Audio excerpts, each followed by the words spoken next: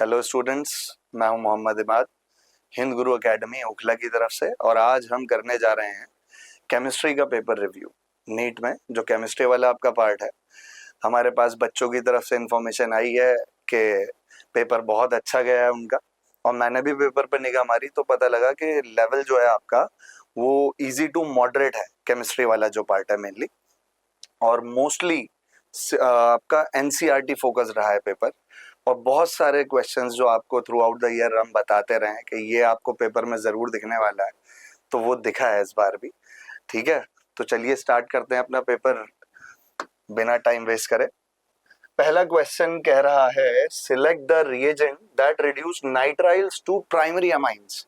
तो भाई primary amine में नाइट्राइल को रिड्यूस कराने के लिए नाइट्राइल क्या होता है? आरसीएन। इसमें अगर आप ऐड करोगे LiAlH4 तो एक स्ट्रॉन्ग रिड्यूसिंग एजेंट है, रिड्यूस कर देगा फौरन इसे। RCH2 NH2 बन जाएगा। बहुत बढ़िया। अब अगर बात करें SnHCl की, तो क्या SnHCl भी यही काम करेगा? नहीं, SnHCl से आपकी स्टीफन रिएक्शन हो जाएगी, है ना। तो वो यहाँ पर आपको एल्डिहाइड देगी, जबकि इसने पूछा है कि प्राइमरी अमाइन बनाना है, तो SnHCl नहीं है। तीसरा देखो H2 निकल, सेम वर्क। H2 निकल से भी आपको क्या देखने को मिलने वाला है? रिडक्शन हो जाएगा इसका और प्राइमरी अमाइन बन जाएगा। Then NHG ethanol, same primary amine बनने वाला है आपका। लेकिन अगर आप बात करो Br2 एक्वस NaOH की, तो ये यहाँ पर क्या होता है? Br2 एक्वस NaOH मेनली ये जो रिएजेंट है ये हम यूज करते हैं हॉफमैन ब्रोमोमाइड डिग्रेडेशन रिएक्शन में। तो यहाँ पर इनिशियली अमाइड तो हमें दे ही नहीं रखा है, तो मेनली जो हमारे करेक्ट आंसर हैं वो है option A, then option C and then option D. ACD second answer हमारा आ जाता है इसका। ठीक है, चलो नेक्स्ट क्वेश्चन जी। तो ये वाला जो क्वेश्चन है हमारा, ये बेसिकली जो अलग अलग इन्होंने कॉम्प्लेक्सेस दे रखे हैं यहाँ पर, या फिर आपको इसे सिंपली कह लो कि कैटलिस्ट जो आप यूज करते हो डिफरेंट रिएक्शंस में, डिफरेंट प्रोसेसेस में, उसके ऊपर है। इसके अंदर अगर मैं बात करूं, सबसे पहले ये आयरन मुझे दिख रहा है। आयरन जो कैटलिस्ट है उसका मेनली यूज हेबर्स प्रोसेस में होता है, जिसके अंदर अमोनिया का प्रोडक्शन होता है। तो भाई अमोनिया वाला हेबर्स प्रोसेस उठा लो, कहाँ है? ये रहा। V2O5 की अगर हम बात करें तो V2O5 का इस्तेमाल कहाँ होता है? ये आपका कॉन्टैक्ट प्रोसेस में आप यूज करते हो V2O5 को। ठीक है, फिर उसने हमें दिया है PDCl2 और निकल। तो PDCl2 और निकल की अगर हम बात करें तो PDCl2 mainly ethyne to ethanal conversion में आप यूज करोगे। जो आपका HgSO4 H2SO4 इनिशियली, देखो ये क्या प्रोसेस है, इसमें फंसे होंगे कुछ लोग। इथाइन है आपका, ये रहा। इथाइन से इसने कहा है कि इथेनल बनाना है, तो आप यहाँ पर PDCl2 का इस्तेमाल कर लोगे, जो HgSO4 H2SO4 से भी होता है कन्वर्जन। बाकी इसके अंदर इस कैटलिस्ट की जरूरत पड़ती है। फिर हमारा निकल कॉम्प्लेक्स, निकल कॉम्प्लेक्स इस्तेमाल होता है पॉलीमराइजेशन ऑफ एल्काइंस में। एल्काइंस के पॉलीमराइजेशन आप आयरन की हेल्प से भी कर सकते हो, जिसके अंदर रेड हॉट आयरन ट्यूब वाला प्रोसेस है। याद होगा आपको 873 केल्विन एल्काइन का साइक्लिक पॉलीमराइजेशन हो जाता है, बहुत इंपॉर्टेंट रिएक्शन है, तो उसके अंदर निकल का भी इस्तेमाल हो सकता है। ठीक है, तो ये वाले आप साइड देख लेना, जिसमें आ रहे हैं वो करेक्ट आंसर। फोर्थ बता रहा है, ये हो गया। थोड़ा सा जल्दी हम डिस्कस करेंगे ना, क्योंकि टाइम कम है हमारे पास। नेक्स्ट क्वेश्चन है हमारा, इसने हमें डेल्टा यू और डेल्टा एस दे रखा है, डेल्टा जी पूछ रहा है। अब डेल्टा जी गिब्स एनर्जी है, स्पॉन्टेनिटी भी बतानी है, whether the reaction is spontaneous और नॉट। तो वो तो सिंपल है, अगर नेगेटिव साइन है it is spontaneous, if the sign of Gibbs energy is positive then it is non spontaneous. अब गिब्स एनर्जी का फॉर्मूला आपके पास जो डायरेक्ट फॉर्मूला है वो है delta H minus T delta S. अब आपको क्वेश्चन में डेल्टा एस गिवन है, बहुत बढ़िया। टेम्परेचर, टेम्परेचर नहीं दे रखा है, लिखा है। अगर ना भी दिया होता तो स्टैंडर्ड कंडीशंस में 298 केल्विन लेते, ये है हमारे पास। अब एंथैल्पी जी, एंथैल्पी नहीं है। एंथैल्पी नहीं है तो गिब्स एनर्जी कैसे कैलकुलेट करेंगे भाई? कैसे करेंगे? क्या रिलेशन होता है? Delta H is equal to delta U plus delta n g R T. अब डेल्टा यू तो दे रखा है उसने आपको क्वेश्चन में, ये रहा डेल्टा यू। तो भाई डेल्टा यू की वैल्यू प्लेस करो, डेल्टा एनजीआरटी, डेल्टा एनजी क्या आ जाएगा आपका? Number of moles of the gaseous products. How many gaseous products? 2 gaseous products, minus 2 + 1 3, तो -1 आ गई इसकी वैल्यू, इसे यहाँ पे प्लेस करोगे, आर की वैल्यू डालोगे, टेम्परेचर डालोगे, सब दे रखा है उसने आपको, डायरेक्ट आंसर आपके पास। ये एनसीईआरटी का क्वेश्चन है एक्सरसाइज का। कई क्वेश्चन एज इट इज छाप दिए उसने एनसीईआरटी की एक्सरसाइज से उठा के, जो मैं through out the year repeat कर रहा था आपसे कि ये क्वेश्चंस आपको खास तौर पे करने। तो ये भी एक क्वेश्चन, ये वैल्यूज आप प्लेस करेंगे। इसमें आपको तरीका मैंने किस तरह से करवाया था क्लास में, ये टेम्परेचर भी कॉमन ले लिया था, तो उससे कुछ ना कुछ कैलकुलेशन ईजी हुई थी। तो अब आप इसे कर लेना, फाइनल आंसर आपका थर्ड ऑप्शन आ रहा है सॉल्व करने के बाद। This is the method. Next question लो भाई, इससे इजी क्या लोगे, इससे इजी भी कुछ पॉसिबल है। अब अगर ये भी गलत करके आया कोई, तो उसके बारे में मैं कुछ नहीं कहना चाहता। आपको क्या दे रखा है, एल की वैल्यूज, एल क्या होता है हमारा, SPDF 0 1 2 3। अब आपको सबसे पहले उसने कहा ये बताओ भाई ये 2 और 1 का क्या मतलब है, तो भाई 1 का मतलब क्या होता है 2p, ये हो गया 2p। ऐसे ही आपको 4 और 0, 4 0 मतलब s, तो भाई 4 0 4s का है, इस तरह से मैच कर देना है आपको। 5 और 3 यानी कि 5f, और 3 और 2 यानी कि 3d। ये रहे आपके ऑप्शंस, सो सिंपल, इससे इजी क्या मिलेगा आपको। Next question, yes, in qualitative analysis Bi3+ is detected by the appearance of the precipitate of this. Calculate the pH when the following equilibrium exists at 298 Kelvin. ठीक है भाई, ये बता रहा है, ये आपके पास इक्वेशन है BiOOH और ये सॉलिड है, gives BiO plus aqueous plus OH minus aqueous. तो कॉन्सेंट्रेशन चेंज और एक्वस सॉल्यूशन में ही होती है। आपने क्या करना है, जो इसने K दे रखा है आपको, ये एक्चुअल में KSP है, क्योंकि इसका तो कोई रोल ही नहीं है, सॉलिड है। इसकी सॉल्युबिलिटी S, इसकी solubility S, KSP is equal to सीधा सीधा आ गया आपका S स्क्वायर। तो S की वैल्यू क्या आ गई आपकी, under the root KSP। Under the root KSP, what is the value of KSP here, yes root 4 into 10 to the power -10। बिल्कुल सिंपल कैलकुलेशन, रूट ये आपका 2 बाहर और 10 का आपका -5 बाहर, ये आ गई आपकी सॉल्युबिलिटी। कैलकुलेट द पीएच, तो पीएच निकालना था सॉल्युबिलिटी से। अब आप नेक्स्ट स्टेप आप इसका पीएच निकाल दोगे simply, OH minus ions, solubility इसकी दे रखी है S, तो भाई OH माइनस की जो सॉल्युबिलिटी है ये इसकी कॉन्सेंट्रेशन ही तो होती है ना। मैं आपको एक करके दिखा देता हूं, इधर थोड़ा सा इसे इरेज करके यहीं पे कर लेंगे।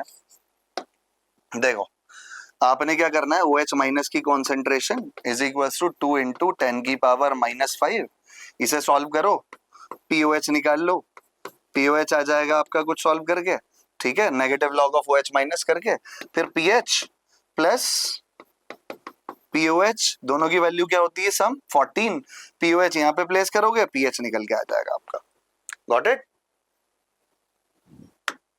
Next question, the correct statement with regard to the secondary structure of DNA और RNA इज, पहला क्या कह रहा है, RNA possesses a single strand helix structure and contains thymine as one of the 4 bases। तो भाई DNA और RNA की अगर हम बात करें तो बिल्कुल ठीक है, RNA जो होता है वो सिंगल स्ट्रैंड होता है और DNA डबल स्ट्रैंड होता है। अब बेसिस की अगर बात करें, पहली बात तो ठीक हो गई, DNA में क्या होता है AGCT और RNA में AGCU। तो क्या कह रहा है भाई, ये कह रहा है कि contains thymine as the one of the 4 bases RNA, गलत हो गया। दूसरा क्या, DNA possesses a double strand helix structure, correct है, and contains thymine as one of the 4 bases, absolutely correct। So the correct answer to this question will be option 2। बहुत ही easy question था, बिल्कुल direct question. ऐसे questions के लिए तो wait करते हैं बच्चे। आओ जी, क्या कह रहा है, the pair of the molecules that are metamers among the following. तो मेटामर्स क्या होते हैं, जिनके अंदर ब्रिजिंग फंक्शनल ग्रुप मिल जाए आपको, वो मेटामर्स होते हैं। तो ब्रिजिंग फंक्शनल ग्रुप जरा ढूंढो भाई किसमें है। पहला वाला, पहले में OH की पोजीशन चेंज हुई है, तो सिंपली ये तो पोजीशन आइसोमर हो गया। दूसरे में देखो ये यहाँ पर ये चेन आइसोमर है, ठीक है ना, चेन लेंथ चेंज हो गई। थर्ड ऑप्शन अगर देखोगे तो ये फंक्शनल आइसोमर्स है, ये कीटोन है और दूसरा वाला आपका एल्डिहाइड है, फंक्शनल आइसोमर होगा। चौथा ऑप्शन अगर देखोगे तो भाई इससे इजी क्या लोगे मेरे भाई, फोर्थ ऑप्शन हो गया ना, क्या है यहाँ पर, दो, एक कार्बन इधर लगाया, बीच में ऑक्सीजन, 3 कार्बन एक साइड पे। सबसे बेसिक, सबसे कॉमन, सबसे इजी एग्जांपल मेटामर्स का यही है जो उसने आपको पेपर में रख के दिया है ना। तो मैं उम्मीद करता हूं सही करके आऊंगे जरूर। Next question, match the list. लीजिए साहब, बिल्कुल डायरेक्ट क्वेश्चन, और ये वही एग्जांपल है जो एनसीईआरटी में छपे हुए हैं। सबसे पहले जब आप घुसते हो एनसीईआरटी खोलोगे, तो जब आपका आइसोमेरिज्म स्टार्ट होता है, मेनली ज्योमेट्रिकल आइसोमेरिज्म की अगर हम बात करें, तो ज्योमेट्रिकल आइसोमेरिज्म का पहला एग्जांपल दे रखा है उसने, PTNH3 2Cl2। ये तो मैं देखते ही लगा रहा हूं, बिना मतलब सोचने की भी इसमें आपको जरूरत नहीं है। फिर COEN3, ये स्पेशल केस है, ज्योमेट्रिकल नहीं दिखाता, ऑप्टिकल दिखाता है सीधा। फिर अगर आप बात करो NO2 की, तो भाई ये देख लो NO2 दिख रहा है यहाँ। NO2 क्या पहचान बताई थी आपको, जब भी लिंकेज आइसोमेरिज्म चेक करना है तो आपको क्या देखना है कि कोई एम्बिडेंटेड लिगेंड तो नहीं प्रेजेंट। तो एम्बिडेंटेड लिगेंड सिर्फ इस NO2, ये यहीं पर दिख रहा है आपको, लिंकेज आइसोमेरिज्म हो गया। फिर H2OCl6, ये सॉल्वेट हो गया, H2 और Cl अपनी प्लेस इंटरचेंज कर लेते हैं। बिल्कुल डायरेक्ट क्वेश्चंस, डायरेक्ट आंसर्स, और सीधे सीधे एनसीईआरटी के छपे हुए केसेस। अगर आपने एनसीईआरटी पढ़ी होगी तो बिल्कुल आपने कवर कर लिया होगा इसे। तो इसका फोर्थ बता रहा है वो, ठीक है मैंने मैच कर दिया, आप देख लेना। चलो नेक्स्ट पे चलते हैं। Match the list 0। ओ भाई, ये भी कोई क्वेश्चन है क्या नीट में पूछने का? जीरो ऑर्डर, जीरो ऑर्डर बताओ, मोल पर लीटर पर सेकंड। फर्स्ट ऑर्डर पर सेकंड, सेकंड ऑर्डर पर मोल लीटर पर सेकंड, थर्ड ऑर्डर पर मोल स्क्वायर लीटर स्क्वायर पर सेकंड। डायरेक्ट बिल्कुल। चलें आगे चलें। The correct IUPAC name. ये जो क्वेश्चन आया है, थोड़ी सी गड़बड़ हो गई इससे पेपर बनाने में। मुझे लग रहा है उसने कहीं 10th क्लास की बुक उठा ली थी, कार्बन इंडेक्स कंपाउंड, वहां से दे दिया है क्वेश्चन। बताना भाई, इसका नाम बता दो मुझे। 1 2 3 4 5 6 7, फिफ्थ पे क्या है? मिथाइल। 3 पे ethyl, 3 ethyl, alphabetically E will come first, 3 ethyl 5 methyl heptane, first हो गया आपका आंसर। लो जी, ऑप्शन भी पहले ही दे रखा है, इतनी भी जहमत नहीं उठाने दी आपको कि जाके आपको पहला दूसरा तीसरा पढ़ो फिर चौथे पे मिले, फर्स्ट ही दे दिया। चलें साहब। अ bulb is rated eight 150 what converting 8% energy into light. ठीक है, आपको पावर दे रखी है बल्ब की 150 वॉट, यानी कि 150 जूल पर सेकंड। फिर कह रहा है 8% एनर्जी, ठीक है, 8% एनर्जी कन्वर्ट हो रही है लाइट में, मतलब जो एक्चुअल एनर्जी आ रही है वो 8% ऑफ 150 है। अब 8% ऑफ 150 क्या हो जाएगा भाई? 8 अपॉन 100 इंटू 150, 0 से 0 काटो, 15 8 जा 120, आई थिंक ये 12 आ गया आपका। 12 आ गई ये एनर्जी टोटल जो वो यूज कर रहा है पर सेकंड। क्वेश्चन क्या है? If the energy of one photon is, energy photon is given, how much photons are emitted by the bulb per second. NCERT का एग्जांपल है, बिल्कुल एज इट इज। उसमें बस ये 8% एनर्जी नहीं, उसने डायरेक्ट क्वेश्चन दे रखा है आपको। तो भाई number of photons is equals to total energy consumed upon energy of one photon. तो टोटल एनर्जी आपकी 12 है, अपॉन में energy of one photon 4.42 10 to the power minus 19। इसे ऊपर ले जाओ, 12 अपॉन 4.42 इंटू 10 की पावर प्लस 19। आप इसे इससे काटोगे 3 टाइम्स लगभग आ गया, 3 से थोड़ी कम वैल्यू आनी चाहिए।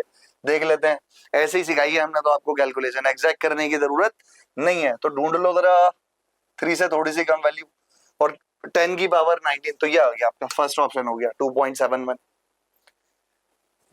डायरेक्ट क्वेश्चन है भी, बस ये थोड़ा सा काम करना है। ये सिंपल ऐसा है कि भाई एक केला 5 रुपए का है और आपके पास 20 रुपए है, तो बताओ कितने केले मिले? कितने मिले? 25। Methane react with steam at 1273 Kelvin in presence of nickel catalyst to form। ये डायरेक्ट क्वेश्चन है, COH2 बनता है यहाँ पे जब मीथेन रिएक्ट करता है स्टीम से, तो CO प्लस H2। पहले एक चैप्टर हुआ करता था हाइड्रोजन, जो अब नीट में नहीं है, उस चैप्टर में बड़ी इंपॉर्टेंट रिएक्शन थी, ये सिन गैस कहलाती है, सिन गैस का प्रिपरेशन है। ठीक है भाई, है कोई ऑप्शन? ये रहा थर्ड ऑप्शन, बहुत बढ़िया।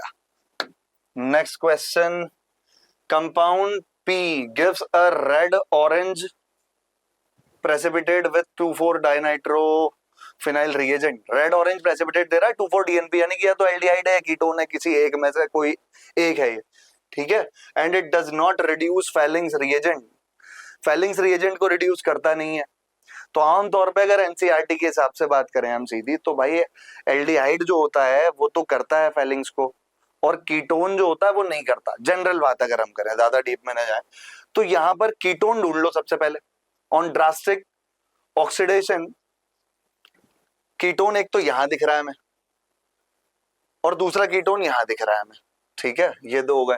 On drastic oxidation with chromic acid P gives an aromatic product Q that produces effervescence on treating with aqueous NaHCO3। तो भाई ये जब NaHCO3 से ट्रीट करोगे आप, कोई ऐसा प्रोडक्ट मिल रहा है आपको कि NaHCO3 से ट्रीट करने पे वो CO2 प्रोड्यूस कर दे रहा है, यानी कि इससे रिएक्ट कर जा रहा है, तो जरूर कोई ना कोई कार्बोक्सिलिक एसिड होगा, ठीक है। तो कार्बोक्सिलिक एसिड, मुझे तो इसका ऑप्शन फोर्थ समझ में आ रहा है, थर्ड भी इसमें है, वैसे दोनों पॉसिबिलिटीज हैं, लेकिन ये ज्यादा आप लोगों के हिसाब से देखो।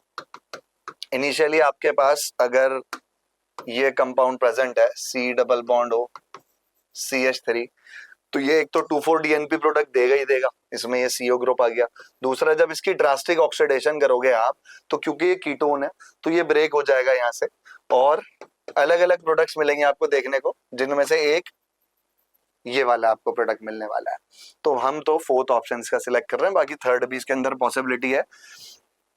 उसके पीछे रीजन वही है कि अगर ज्यादा डीप में जाएंगे हम तो ठीक है, लेकिन एनसीईआरटी सेंटर्ड तो सीधा आंसर आ रहा है। नेक्स्ट क्वेश्चन, यहां पर लीजिए साहब, इथेन, इथाइन, मीथेन और अमोनिया, इनमें सिग्मा और पाई बॉन्ड पूछ रहा है भाई। बेंजीन और पायरिडीन के स्ट्रक्चर तक नहीं है, तो बेंजीन नहीं है, पायरिडीन नहीं है, इससे इजी और क्या ले सकते हैं आप? सिग्मा बॉन्ड्स बताने हैं आपको, पाई बॉन्ड्स बताने हैं आपको। C2H4 की बात करें, C2H4 C डबल बॉन्ड, और जी भाई दो हाइड्रोजन लगा दो, तो कितने हो गए?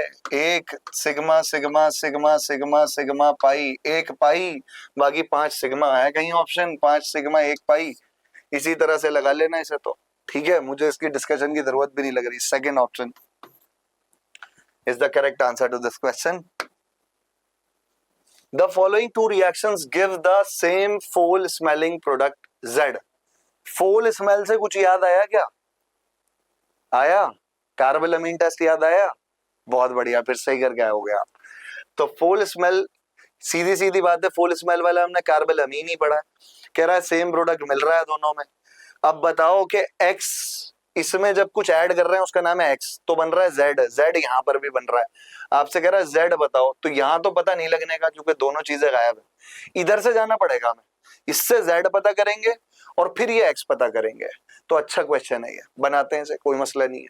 C2H5 CONH2, yes, C2H5 CONH2 में जब Br2NaOH, तो भाई हॉफमैन ब्रोमामाइड हो गई। क्या होगा हॉफमैन ब्रोमामाइड में?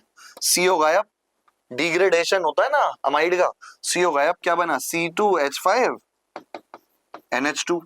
अब ये C2H5NH2 में आपने CaCl3 एक्वस KOH अगर ऐड करा तो ये कार्बोलमीन रिएक्शन हो गई।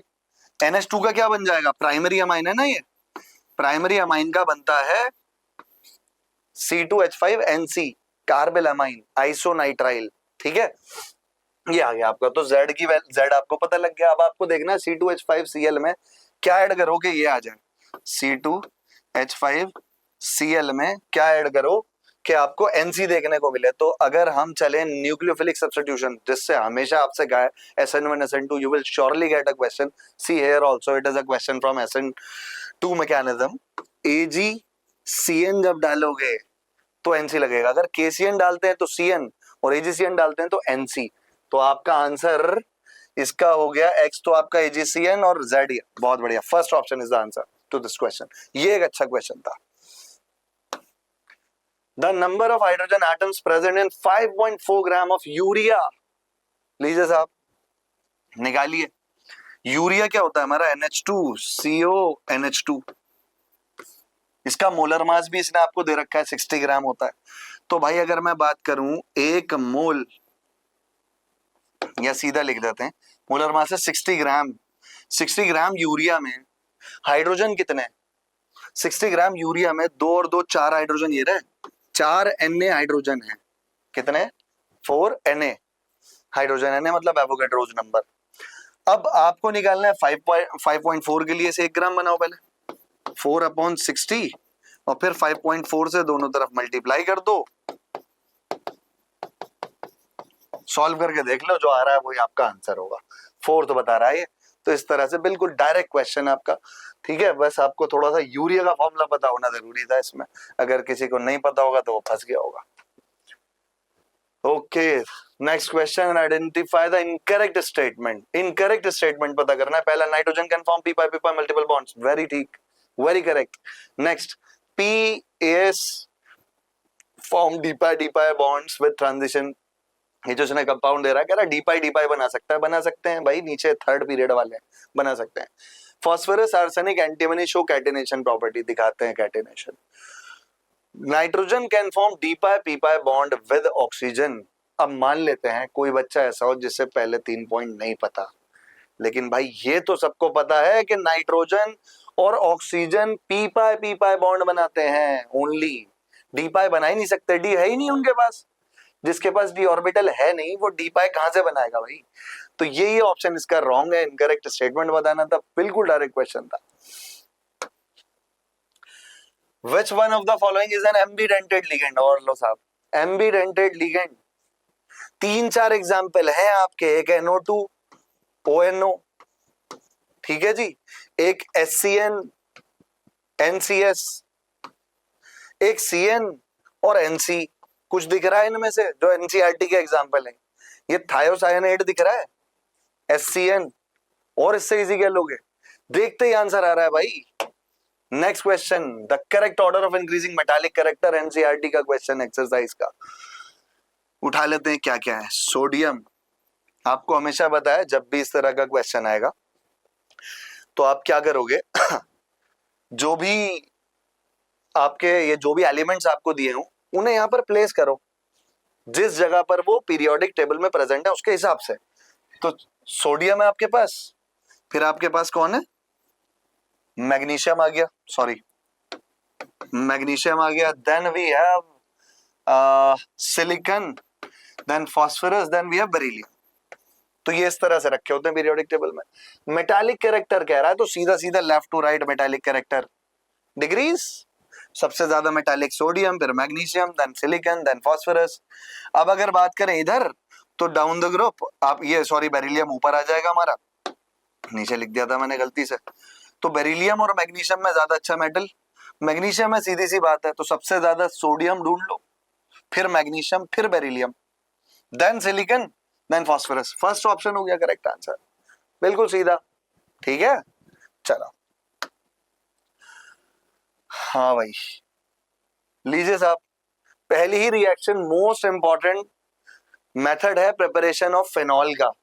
फेनॉल को बनाने के लिए हमारे पास जो most important most preferred method है वो है फ्रॉम आइसोप्रोपाइल बेंजीन, जिसे कहते हैं हम क्यूमीन। तो क्यूमीन से कैसे बनाते थे, ये रहा सेकंड वाला O2 H2O, आप हाइड्रोलिसिस कर दोगे O2 डालने के बाद तो आपको ये प्रोडक्ट मिल जाएगा। देन बी वाला जो है ये डायरेक्ट नहीं है, इनडायरेक्ट है, तो अभी डायरेक्ट वाले देखते हैं पहले।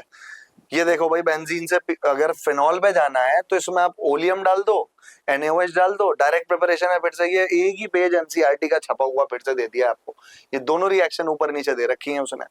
और फिर सी ऑप्शन अगर देखें, सी में क्या कह रहा है, सी में आपके पास है CH3 CH2 CH2 OH, इससे आपको ये बनाना है, पोजीशन चेंज हो रही है OH की। तो अगर हम इसमें ऐड कर दें कॉन्सेंट्रेटेड H2SO4 तो क्या होगा, एल्कीन बनेगा। और इसकी फिर हाइड्रोलिसिस करोगे तो क्या बनेगा, बन गया नहीं बन गया? आ गया आंसर आपके पास। फिर हमारे पास इथेनोइक एसिड है, इथेनोइक एसिड से इथेनॉल बना रहा है। इथेनोइक एसिड से इथेनॉल बनाने के लिए इसमें इसने, देखो ये क्या है, इसमें थोड़ा सा आप कंफ्यूज रहे होंगे कुछ बच्चे। अगर आप इन दोनों को साथ में रिएक्ट करा दोगे तो एस्टरिफिकेशन हो जाएगा। सिंपल है, एस्टर बनेगा आपका,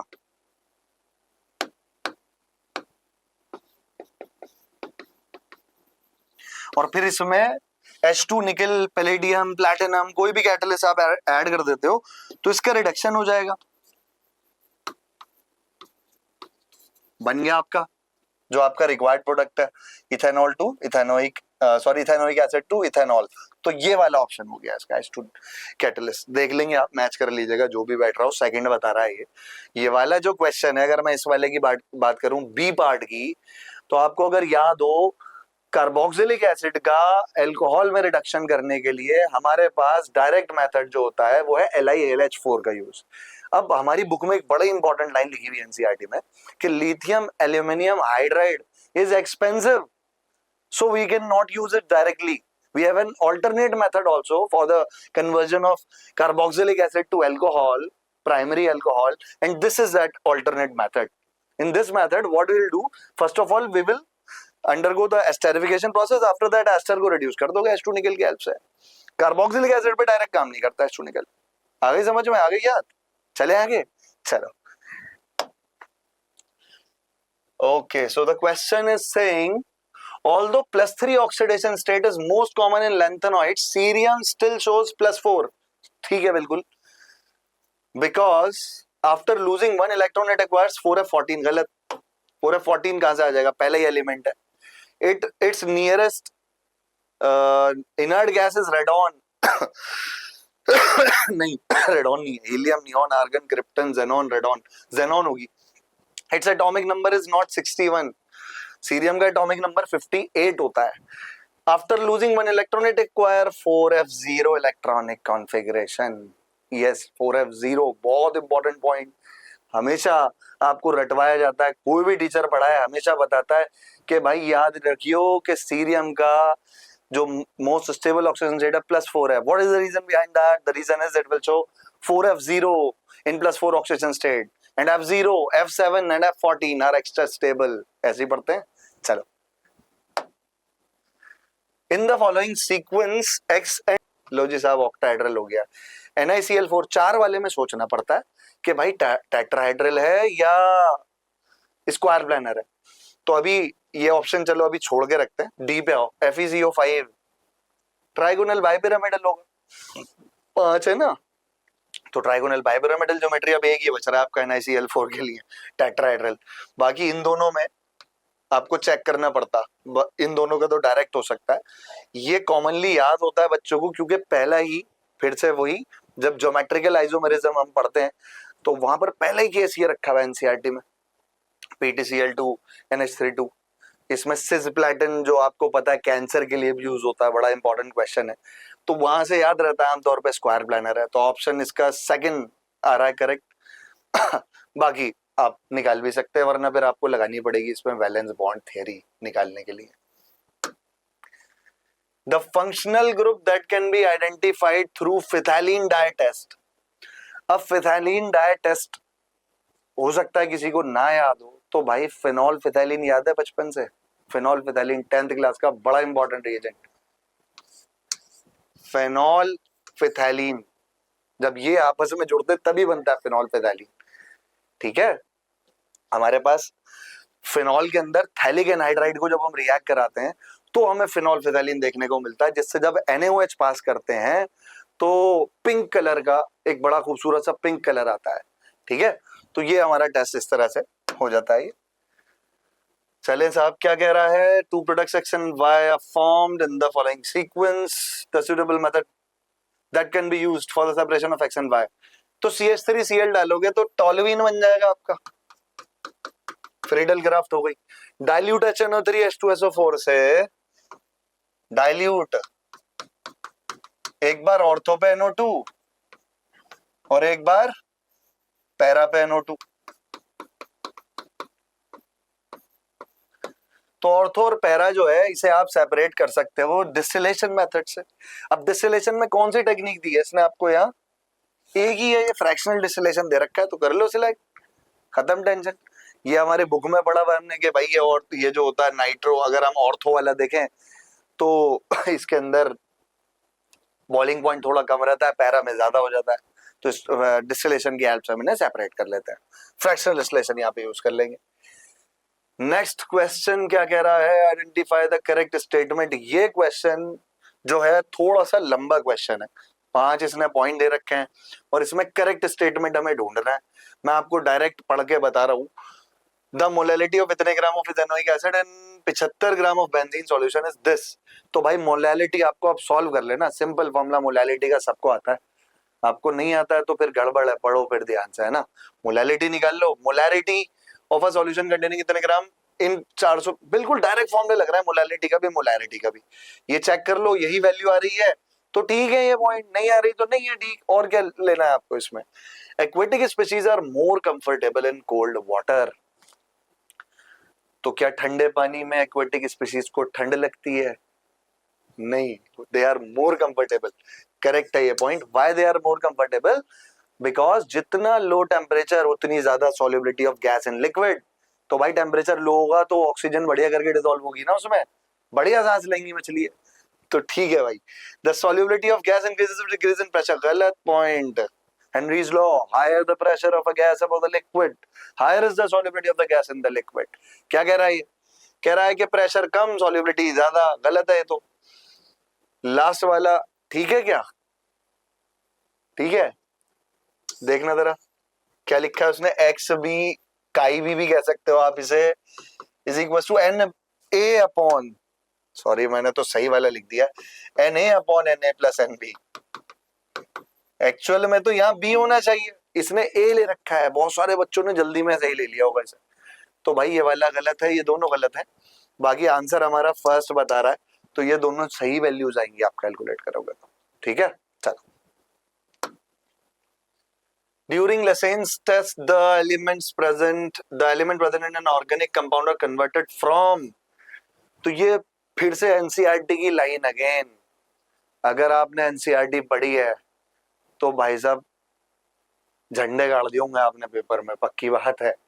एनसीईआरटी की लाइन है, कोवेलेंट होते हैं इनिशियली जो हमारे ऑर्गेनिक कंपाउंड्स होते हैं, दे आर कोवेलेंट, उनसे आयनिक में आपको कन्वर्ट करना होता है, इसलिए आप उसे सोडियम फ्यूजन एक्सट्रैक्ट बनाते हो ना, सोडियम से रिएक्ट कराते हो, तो ये वो आपका सेकंड आंसर इसका हो गया direct. A solution of copper sulfate is electrolyzed for 10 minutes, मैंने कम से कम 10 minutes नहीं, I have said the same thing 10 times in class के भाई ये वाला m is equal to ZIT, m is equal to ZIT, m is equal to ZIT जरूर आने वाला है पेपर में इस साल, देखिए आपके सामने रखा हुआ है, m is equal to m upon NFIT। Even I think के वैल्यूज भी इसने एनसीईआरटी का इंटेक्स क्वेश्चन है ये, वैल्यूज भी वही उठाई है इसने। मोलर मास ऑफ कॉपर, ठीक है, तो हम दे रखा है उसने 63, हम प्लेस कर लेंगे, number of electron copper sulphate दे रहा है तो भाई 2 हो जाएंगे, आपको बताया था सीधा चार्ज देख ले करो, इनटू फैराडेज कांस्टेंट 96500, उसने यस वैल्यू एग्जैक्ट ले रखी है उसने, चल जाएगा काम। करंट कितना दिया है? करंट 1.5 एम्पियर है, टाइम 10 मिनट दे रखा है, ये आपको खास ध्यान, बार बार आपको मैंने समझाया है कि भाई टाइम जो है वो सेकंड में रखना है यहाँ पे, तो 60 से मल्टीप्लाई करके अब इसे सॉल्व कर लेना, क्या आंसर आ रहा है आपका वो आप देख लेना, सेकंड ऑप्शन इसने दे रखा है। At a certain temperature during a process 500 joule is absorbed, कितनी हीट एब्जॉर्ब हुई है? 500 जूल,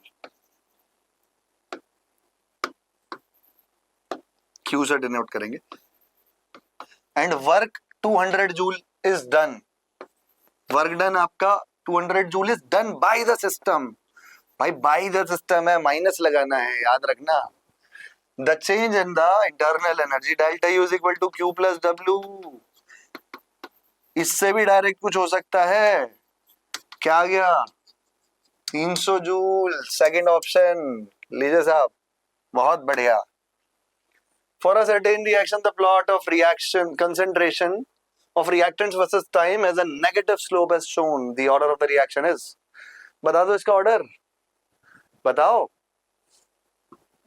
ये जो कॉन्सेंट्रेशन है लेफ्ट साइड पे, क्या इसमें लॉग दिख रहा है? कहीं लिखा हुआ लॉग, लॉग नेचुरल.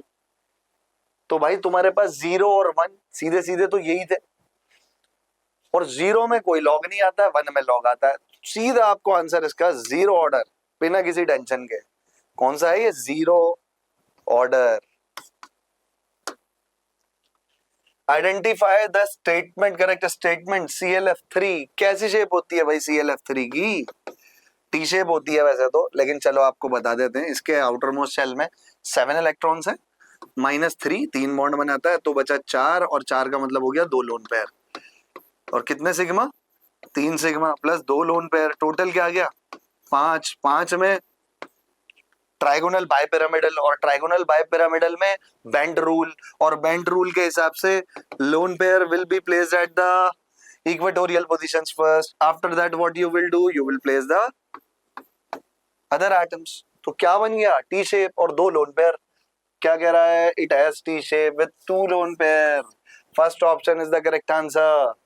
चले. In a test tube containing a salt, लो जी सॉल्ट एनालिसिस आ गया.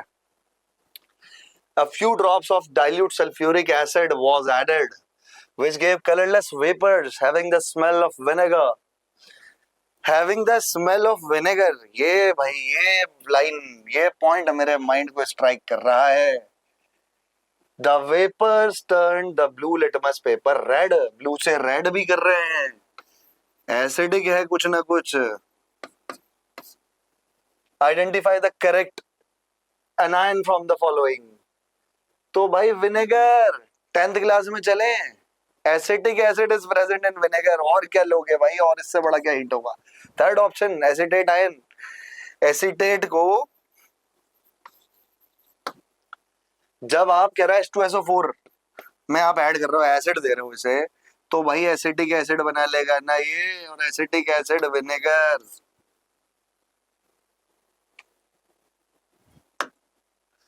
At 298 Kelvin, a certain buffer solution contains equal concentration of X minus and HX.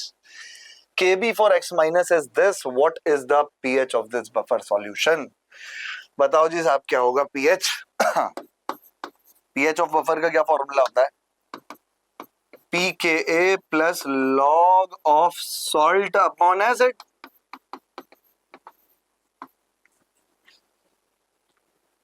A certain buffer contains equal concentration of X minus and HX. लीजिए साहब, X minus और HX दोनों की concentration भी same दे दी. pH निकालना है, concentration same, मतलब cancel, log 1 की वैल्यू 0, तो सीधा pKa के बराबर हो गया pH. और क्या चाहिए भाई? pH. लेकिन आपको क्वेश्चन में pKb इज गिवन, तो थोड़ा सा अच्छा कर दिया इसने. pKa pKb आपके पास Kb है, सॉरी नॉट pKb, कोई दिक्कत नहीं है, Ka इंटू Kb लगा लो, वरना हम ये यूज करते pKa plus pKb is equal to 14. लेकिन उसने हमें दिया है Kb, तो 10 की पावर -14 होता है दोनों का product conjugate acid base pair में. आपको चाहिए Ka 10 की पावर -14 अपॉन 10 की पावर -10, क्या आ गया? 10 की पावर -4 आ गया. pKa क्या हो गया आपका? नेगेटिव लॉग, तो 4 आ गई वैल्यू. है कोई? हाँ जी भाई, हो गया. बिल्कुल डायरेक्ट क्वेश्चन है ये फॉर्मूला, लेकिन थोड़ा सा आपको याद होना चाहिए था. दूसरा यहाँ पर थोड़ा आप कंफ्यूज हो सकते थे. pKa अच्छा, थोड़ा सा अच्छा क्वेश्चन था ये. नेक्स्ट क्वेश्चन देखते हैं. Calculate the EMF of the cell, half cell. ये आपको दे रखा है सेल, निकाल दो यार. इसका क्या है फिर? H2 से क्या बन रहा है? HCl यानी कि H plus plus electron, balance कर लो. 2 हैं तो 2 लगाओ, 2 लगाओ, हो गया, बहुत बढ़िया. E of cell, Nernst equation लगानी है. नस्ट इक्वेशन के बिना कोई सा पेपर नहीं बनता, याद रखना, ठीक है? नस्ट इक्वेशन हमेशा I have said the same thing. You will surely get a question on Nernst equation. So here also we have got a question. So let's complete it. E of cell is equals to E naught of cell minus 0.059 upon n log of product में क्या है भाई, H plus की power 2 upon pressure of H2 डाल दो। ई not of cell 0 होता है इसका 0.059, कितने इलेक्ट्रॉन है, 2 इलेक्ट्रॉन है। लॉग H प्लस की concentration, what is the concentration, 0.02, 0.02 का कर दो स्क्वायर अपॉन में प्रेशर 2 atm। अभी से सॉल्व कर लेना, हो गया आंसर। उसने वैसे बता रखा है आपको, फोर्थ ऑप्शन इसका आ रहा है। Calculate the spin only magnetic moment. लो भाई Ti2 प्लस का, वो भी Ti2 प्लस का स्पिन ओनली, और कॉन्फ़िगरेशन भी लिख दी। अब क्या बच्चे की जान लोगे। 3d2, how many unpaired electrons, 2 unpaired electron, n is equal to 2। और इसकी डायरेक्ट ट्रिक क्या बताई थी, जितने भी अनपेयर्ड हो उसके आगे 0.9 लगा दो, सॉल्व नहीं करते हैं, सीधा लगाते हैं हम, ठीक है। थर्ड ऑप्शन इसका आंसर हो गया। 0.98 कुछ भी हो सकती है value. Next question, identify the incorrect statement. भाई क्या कह रहा है, कार्बन हैज द एबिलिटी, इस बार पी पाई बहुत पसंद आ गया है इसे, बार बार दे रहा है देखो। Carbon has the ability to form p pi multiple bond, बिल्कुल ठीक है। जैसे कि ऑक्सीजन या कोई भी second period element, they can form p pi multiple bonds. ECl, boron, अच्छा ई के बदले बोरॉन हो सकता है या एल्यूमिनियम हो सकता है, is a monomer when E is equal to B and a dimer when E is equal to Al। कह रहा है कि अगर आप E के बदले B रख दो यानी कि BCl3, और E के बदले Al रख दो AlCl3, तो ये तो होगा मोनोमर और ये होगा डाइमर, बिल्कुल ठीक। AlCl3 डाइमर बना लेता है, BCl3 नहीं बनाता, इसके अंदर बैक बॉन्डिंग हो जाती है, वहीं से स्टेबलाइज हो जाता है। The order of catenation, property of group 14, exact order है एनसीईआरटी में ऐसे ही छपा हुआ है बिल्कुल, ये carbon, silicon, germanium, tin, lead. तो भाई हमें बताना क्या था, incorrect. Oxygen exhibit -2 oxygen rate, अबे ये तो करेक्ट है भाई, है करेक्ट है ये। ऑक्सीजन तो -2 दिखाता है, लेकिन -1 भी दिखाता है, -12 भी दिखाता है, -1/3 भी दिखाता है, और प्लस भी दिखाता है, +1 भी दिखाता है, +2 भी दिखाता है, जब वो लगता है फ्लोरीन के साथ। ठीक है जी, तो ये गलत हो गया फोर्थ वाला, बाकी इसके सारे ठीक है। The correct formal charges on the oxygen atom, लो भाई लो, फॉर्मल चार्ज भी लो। तो फॉर्मल चार्ज कैसे निकालोगे, मैं आपको एक का निकाल के दिखा रहा हूं, सेकंड वाले का। O2 का फॉर्मूला क्या होता है, valence electron minus lone pair electron minus half into bond pair electron. कर दो यार, वैलेंस इलेक्ट्रॉन, वैलेंस तो 6 ही रहने ऑक्सीजन के, लोन पेयर देखो इसके 2 और 2 4 है, minus half into bond pair कितने इसके 2 और 2 4, ये इससे काटो 2 आया, ओवरऑल 0, तो 0 आ रहा है पहले वाले का, तो सेकंड ऑप्शन में पहले का 0 है, बाकी निकाल लेना यार, सिंपल है। फिनॉल फिथैलीन, लीजिए इस बार क्या करा है इसने, जो एक टॉपिक इसको दिख गया है ना, बस वही वाले क्वेश्चन उठा लिए इसने। देखो फिनॉल फिथैलीन अभी पीछे भी आया था, is used as an indicator for the titration of sodium hydroxide solution against a standard solution of oxalic acid.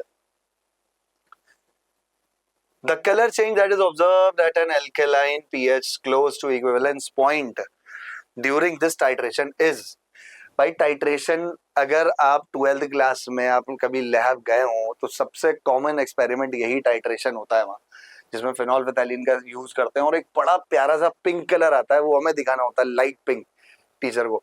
तो भाई कलरलेस टू पिंक, ये रहा सीधा आंसर है आपके पास। Next question, when 1 decimeter cube of CO2 gas is passed over hot coke, तो coke किसे कहते हैं भाई, कार्बन को ही तो कहते हैं। जब आप हॉट कोक से रिएक्ट कराओगे CO2 को, तो कह रहा है after complete reaction at STP gaseous mixture CO2 gas is passed over hot coke, the volume of the gaseous mixture after complete reaction at STP becomes 1.4 decimeter cube. The composition of the gaseous mixture, जब आप इन्हें react कराते हो ना तो CO बनता है, लिखा नहीं है क्वेश्चन में, बनता CO ही है, कार्बन मोनोऑक्साइड। अब जब आप इसे बैलेंस कर लो, पहले बैलेंस कर लेते हैं फिर करते हैं आगे की बात। CO2 + C, तो 2 लगा दो, बैलेंस हो गई रिएक्शन, बहुत बढ़िया। ये आपका कोक है, कार्बन है, इसका तो प्रेशर से कोई लेन देन है नहीं। इनिशियली क्या है उसने बताया 1 डेसीमीटर क्यूब, ये 1 हो गया, ठीक है जी, ये 0 होगा इनिशियली। ये भी गैस है, ये भी गैस है। 1 decimeter cube of CO2 gas is passed over, तो इनिशियली तो 1 और 0। अब एट इक्विलिब्रियम क्या हुआ होगा कि यहाँ से कुछ खत्म हुआ होगा, 1 माइनस एक्स, और इधर कुछ बना होगा भाई, यहाँ कितना बनेगा, इसका कोफिशिएंट 2 है तो 2x, दोनों का सम कर लो, 1 minus x plus 2x is equal to, total क्या हो जाएगा इसका, उसने दे रखा है एसटीपी बिकम्स टोटल, जो प्रेशर है मिक्सचर का वो बन गया वॉल्यूम, सॉरी 1.4 डेसीमीटर क्यूब, तो 1 plus x is equal to 1.4, x come out to be 1.4 minus 1.4, x की वैल्यू 0.4 आ गई। अब आपको बताना है कि भाई क्या है इस टाइम पर जो मिक्सचर था उसकी कॉम्पोजिशन क्या थी, तो एक्स की वैल्यू डाल दो यहाँ पे, 1 माइनस 0.4 0.6 और 2 इंटू 0.4, लो जी 0.8, तो एक 0.6 आ गया, CO2 का है 0.6, CO2 0.6 ये रहा और CO 0.8 ये रहा। Second option is the correct answer to this question. फिर से डायरेक्ट क्वेश्चन है, बिल्कुल ज्यादा कुछ नहीं करा है आपसे, यहीं पर आंसर दे दिया है, KPKC की तरफ भी नहीं गया है। चलें आगे। The major product Z formed in the following sequence of the reaction is, तो भाई ये है आपके पास इथेन, Cl2 मोनोक्लोरिनेशन की बात कर रहा है, तो एक क्लोरीन लगा दो जहां अच्छा लगे आपको, हमें तो इधर अच्छा लगता है, इधर लगा दिया। अब ये NH3 से रिएक्ट कराओगे तो क्या होगा मेरे भाई, यहाँ फंस गए तो बस है, NH3 से रिएक्ट कराओगे तो क्या होगा, HCl निकल जाएगा, NH2 आ जाएगा, कोई दिक्कत नहीं। और इसमें NNO2 HCl H2O, अगर इसमें HNO2 डालते हैं, नाइट्रस एसिड डालते हैं, तो भाई ये NH जो इसका डायजोनियम सॉल्ट बनता है, बहुत सारे तो जो जब फंस जाए करो ना, तो देखो यार NNO2 HCl ये तो डायजोनियम सॉल्ट है, यानी कि जरूरी है कि कोई ना कोई NH2 यहाँ पे प्रेजेंट होगा इनिशियल कंपाउंड, है ना। तो अब आप इसे कन्वर्ट कर लो, इसका डायजोनियम सॉल्ट अनस्टेबल होता है, सीधा किस में कन्वर्ट हो जाता है, ये एल्कोहल में। है कोई आंसर ऐसा? थर्ड ऑप्शन, लो जी भाई आ गया C2H5OH, बिल्कुल सीधे सीधे क्वेश्चन गिवन बिलो, लो जी लो भाई लो, NCERT एक्सरसाइज क्वेश्चन 4.27, और इससे पहले 4.26 था, या तो 26-27 या 27-28। Many times I have stated the same thing in class के इस बार पेपर में दोनों में से एक मिलना ही मिलना है और बहुत ही इंपॉर्टेंट है, और ये माशाल्लाह इस बार क्वेश्चन आ गया है, ठीक है। लास्ट ईयर भी कहा था, लास्ट ईयर नहीं आया था, लेकिन इस बार आ गया। तो क्वेश्चन क्या कह रहा है ये आपको, लॉग नेचुरल, इवन NCERT से कैलकुलेशन तो बहुत इजी दे रखी है इसने, आधा ही काम कराया आपको, 14.34 माइनस 1.25 10 की पावर 4 अपॉन T, ये इक्वेशन दे रखी है। आपसे कह रहा है एक्टिवेशन एनर्जी निकाल लो इसकी। अब एक्टिवेशन एनर्जी निकालनी है यहां से, तो कंफ्यूज होने की जरूरत नहीं है, कंपेयर वाला क्वेश्चन, कंपेयर करना है आपको। इस फॉर्म में कैसे लिखते हो आप एक्टिवेशन एनर्जी वाले केस को, ये आर्हीनियस इक्वेशन से कंपेयर होगा, लॉग नेचुरल के is equal to minus EA upon 2.30, इसकी भी जरूरत नहीं है, EA अपॉन RT क्योंकि नेचुरल में दे रखी है values, plus log natural A, तो भाई इसे उठाओ और इसे उठाओ, दोनों को कंपेयर कर लो, क्योंकि इसके अपॉन में टेम्परेचर है, उधर टेम्परेचर है, दोनों का कंपैरिजन होगा, minus EA upon RT is equal to minus 1.25 10 to the power 4, minus से माइनस कैंसिल, टेम्परेचर इसके भी अपॉन में था, टेम्परेचर से temperature cancel, EA is equal to 1.25 10 की पावर 4 इंटू R कैलोरी में 2 होती है वैसे वैल्यू, 1.9 वगैरह की टेंशन मत लो, इसे इसमें मल्टीप्लाई करोगे और एक किलो विलो लगभग 2.5 आ रहा है आंसर, 2.5, ढूंढ लो जरा, कहीं दिख रहा है 2.5 वाली वैल्यू, ये रही, ऐसे ही लगाता हूं मैं तो आंसर। अरे भाई ये 14 पॉइंट समथिंग है, 18 पॉइंट समथिंग है, 12 पॉइंट समथिंग है, तो सबसे नियरेस्ट दिख रहा है, नहीं पूरा कैलकुलेट करने की जरूरत है नहीं है। चलें आगे, चलिए, given below are certain reactions, identify the reaction in which Kp is not equal to Kc. Kp Kc equal कहाँ नहीं है? याद है formula, Kp is equal to Kc into RT to the power delta Ng. कम से कम, again I am saying the same thing 10 times I have repeated that you will surely get a question या तो इसके ऊपर या फिर जो दूसरा delta n जी वाला रिलेशन आता है डेल्टा एच, और जो अभी आया भी है हमारे पास डेल्टा एच और डेल्टा यू का, कि इनमें कौन बड़ा कौन छोटा, इस तरह का question you will surely get. लीजिए आ गया, KP not equal to KC कब होगा? जब डेल्टा एन जी जीरो नहीं होगा. Delta n g not equal to zero है तो ये दोनों बराबर नहीं है. निकाल दो भाई, इसमें क्या है, पहले वाले में 1 + 1 2 - 2, इसमें डेल्टा एन जी जीरो है.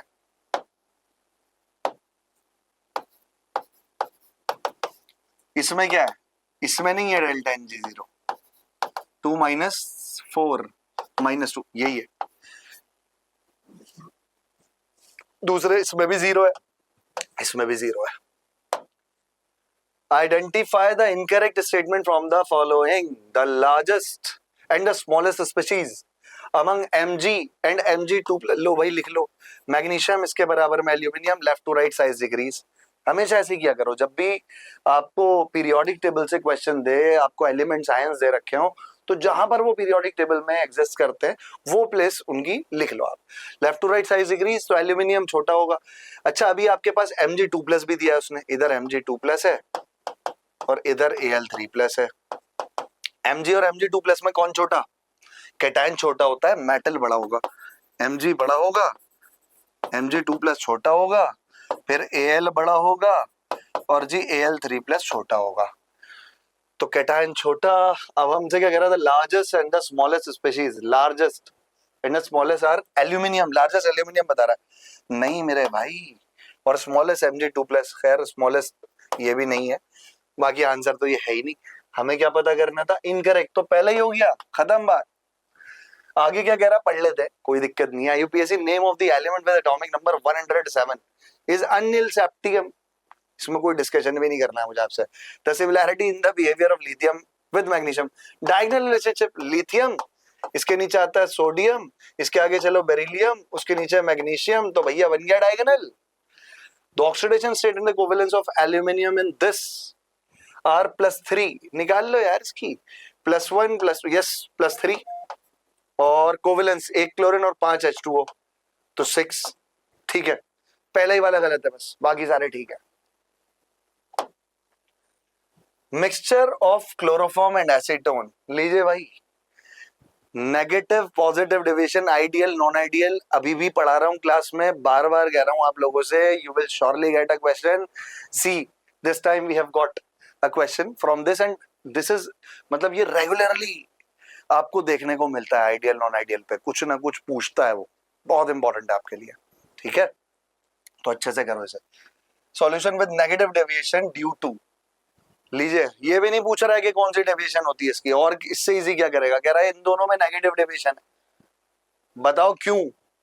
भाई अट्रैक्ट कर रहे हैं एक दूसरे को, जब अट्रैक्ट करेंगे तो क्या होगा, नेगेटिव डेविएशन हो जाएगी, वॉल्यूम डिक्रीज हो जाएगी, सारी चीजें घट जाएंगी. और अगर रिपेल करेंगे तो दूर दूर भागेंगे, वॉल्यूम वगैरह सारी चीजें बढ़ जाएंगी. तो नेगेटिव डेविएशन किस रीजन की वजह से? Increase in escaping tendency of the molecules. नहीं, formation of hydrogen bond. Attraction है ना, attraction, hydrogen bonding. The number of chlorine atoms present in organic products X and Y of the following reaction respectively are. इसमें Cl2 डालोगे क्या बनेगा, बता दो जरा मुझे. सब पे Cl, ठीक है. और इसमें Cl2 डालोगे तो क्या बनेगा, सब पे Cl. बहुत ही इंपॉर्टेंट ये रिएक्शंस हैं. बस इसमें, खैर मैं आपको अलग से बता रहा हूँ, ये आंसर तो इसका 6 हो गया, खत्म टेंशन. 6 क्लोरीन लग रहे हैं दोनों पे. लेकिन इसमें अगर हम देखें तो ये वाला जो कंपाउंड है जिसके अंदर ये बना है आपका साइक्लोहेक्सेन और 6 क्लोरीन, इसे हम कहते हैं BHC. बड़ा इंपॉर्टेंट कंपाउंड है, बेंजीन हेक्साक्लोराइड. अभी इसमें बच्चे कंफ्यूज रहते हैं, बेंजीन है कहाँ भाई, जो बेंजीन हेक्साक्लोराइड कह रहा हूं. और इसे कहते हैं हेक्साक्लोरोबेंजीन. क्या कहते हैं इसे, हेक्साक्लोरोबेंजीन। तो इसका अच्छा हमारा डिस्कशन चलता है, खैर अभी हम आगे चलेंगे। बाकी ये जो बेंजीन हेक्साक्लोराइड है हमारा, ये एक अच्छा पेस्टिसाइड होता है, याद रखिएगा आगे के पेपर्स के लिए बड़ा इंपॉर्टेंट क्वेश्चन बन सकता है इस पे। एक डीडीटी हमें दिया हुआ है उसने एनसीईआरटी में, पहला चैप्टर एल्केन एल्यूरीन में, डाइक्लोरो डाइफेनाइल ट्राइक्लोरोथेन जो होता है, ये भी एक पेस्टिसाइड है, लेकिन एक्यूमुलेट होता है, डिकम्पोज नहीं होता, ये प्रॉब्लम है इसकी। तो बढ़िया ऑल्टरनेटिव इसका बीएचसी है, बेंजीन हेक्साक्लोराइड, जिसमें बेंजीन नहीं होता है, ठीक है। Okay, so okay, this was the last question, so finally we have completed. मैं आपको आपका शुक्रिया भी अदा करना चाहता हूँ, इधर ही कर देते हैं साहब, क्योंकि आप लोगों ने इतना वक्त हमें दिया। अब बस आप लोगों से यही उम्मीद है कि आप हमारे साथ जुड़े और आगे कुछ हम मिलकर कुछ बढ़िया करते हैं। मैं इमाद, और आज के लिए इतना ही। That's all from my side. Hope so कि आपको समझ में आया होगा जो हमने चीजें डिस्कस की हैं। आपको अगर कहीं पर कुछ डाउट हो तो आप कमेंट करके पूछ सकते हैं। That's all from my side, all the very best.